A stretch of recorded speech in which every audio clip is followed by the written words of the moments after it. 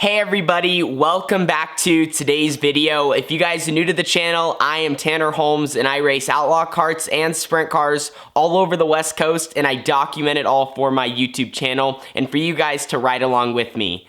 Now today we're going to be looking back at Carly Holmes, my little sister's points race number 10 at the Red Bluff Outlaws. I made a recap for points race number 9 victory, and you guys love to see onboard footage and videos with Carly involved. So today we're going to be looking back at her A-main event from this weekend. So we are going to be taking a look back at this weekend, and one of my favorite things about watching Carly race is seeing her progression through the sport. She started off in the youngest class, the beginner box stocks, and then she went to the box stock class. She won an A-main event there, and she's always ran really good. But as you move up, the classes only get tougher and tougher, and seeing her first time in the 500 and how she adapted to that. But she's still in a 250 at Red Bluff because of age rules and whatnot, and I think it's good that she's in that class right now.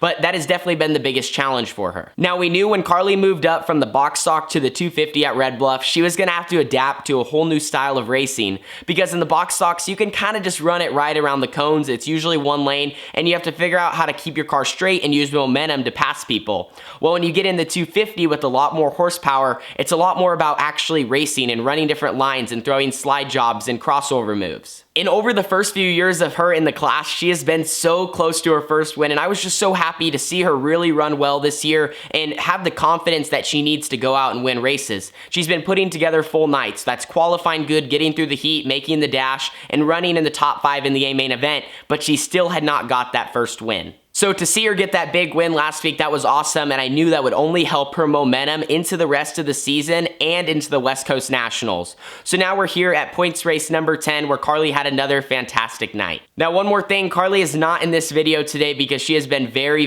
busy lately between basketball and whatnot. She has not been home a lot. So today I'm going to kind of take you through recap, and then we'll check out some onboard footage from her A-main event. So Carly got the night started off on the right foot by qualifying in the top 3. She ended up 3rd quick, and she went out mid-pack too, so she kind of got a racetrack that, you're just not sure what it's going to give you. And I've been really surprised with how well Carly's qualified this season, because I was never the greatest qualifier, and Carly's never been like a standout qualifier, definitely a much better racer than a qualifier, just like I am. But this season, she has just been in the dash, it seems like, every single week, and if she misses it, she's right on the outside in 7th or 8th. Now, I do have some footage from the Fast 4 media stream to play for group qualifying. Here it is.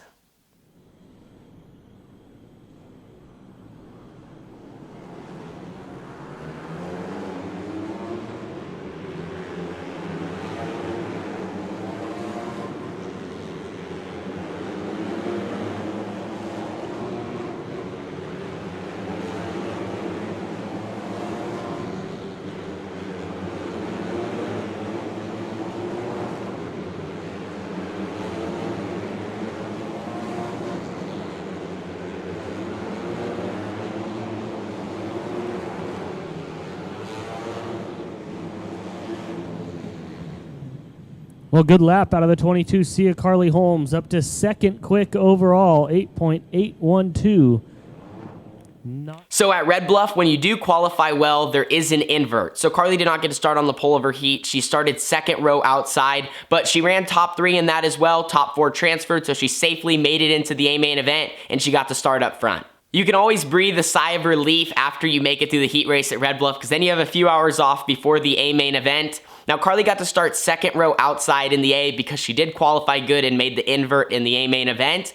Now, we knew it was going to be tough for her to get the win, and she was going to really have to work for it, because on the front row outside, right directly in front of her, we had the 250 points leader, Chance Grasty, and he's just one of those guys that's tough to beat from the front row, or if he starts anywhere near the front. So I was really hoping that Carly could get a podium. I was watching the A-main event sitting right next to her crew chief, Ed Boyd, and we were just hoping she could run top 3, and maybe if she could get in a position, she could be faster than the 1 car. Now, one thing you will notice from watching the onboard footage is right out of the gate, Carly was really fast, but then mid-race, I don't know what happened, but there was just quite a few yellows. I even cut out about 3 or 4 of them just because they were only getting 1 lap in at a time, and I think this kind of hurt Carly's rhythm a little bit because she was good early, and then, you can't go anywhere when you only get 1 lap to pass a car. Now, this week, I made sure I had a GoPro on her for you guys to ride along with, so let's play the onboard footage, and you guys will see where she ended up.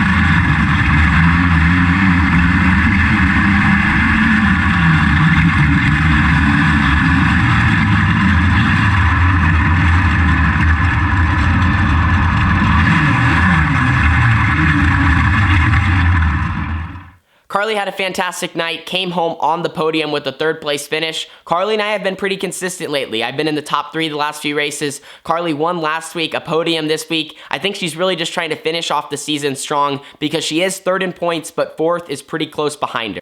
Now, I know one thing Carly would say if she was in this video, she was a little bit frustrated because she knew she had a good enough car to win that race. And like I mentioned, with the yellows, that hurt her. And a few times she did get to the outside of the leader, and I just think they didn't know she was out there probably, or they just kind of, just didn't leave much room. And there was a little bit of contact, nothing too major, but Carly was pretty frustrated because she had to run a few times to get there, just wasn't able to complete the pass. Now, I will say it once again, I love to watch Carly race. It's awesome to see her succeed at one of the highest levels of outlaw kart racing in the country at Red Bluff with so many good drivers. Hopefully she can pick up a few more wins to end the season.